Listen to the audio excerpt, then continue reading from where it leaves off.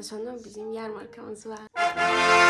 Daha doğrusu bizim yox, bizim iştirak edeceğimiz bir yarmarka var ve bugün həftənin ikinci günüdür. Cəmi bizim 4 günümüz var ve 4 gün ərzində biz çoxu işləyəcəyik. İlk öncə kombuçalarımız ikinci fermentasiyasını bitirib bankalarımız var ve bu Adel'in bizə verdiyi köhnə onun brendinin olan bankasıdır.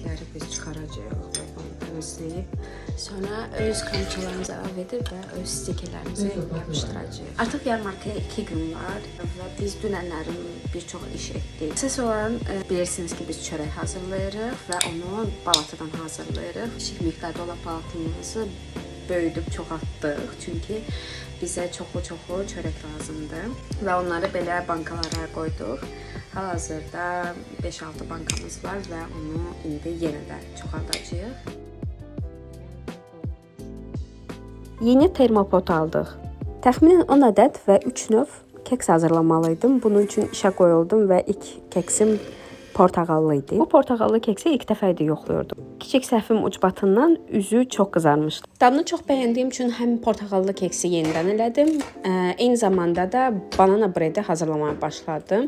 Və Humayun məşhur köklü keksini də hazırladım eyni zamanda. Sonra rayondan gələn qutularımızı açmağa başladıq və gələn məhsullarla tanış olduq. İspiri və badımcan saldı. Buradakı soğan çəldi. belə. Bir yanda banka nəsə var burada. Bu da ispiriymiş. Buna yerdə olmayıb deyə şey eləməyiblər. Onun yerinə soğan tutubdur. Hansı ki, əlaqəsi yoxdur burada. Bu tədbirlərdə bizə kömək etməsi üçün əlavə aldığımız sobada problem yaşandı və biz onda heç nə bişirə bilmədik. Sonra ilə biraz qablaşdırma etdik və sonra isə bazarlığa getdik. Burada şəkil çəkdirməyi unutmadıq.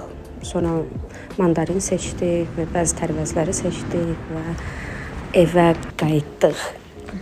Burada da vaxt itirmədən dərhal xəmirləri qatmağa başladıq və burada bizə Dinay və Dilara köməyə gəlmişdi.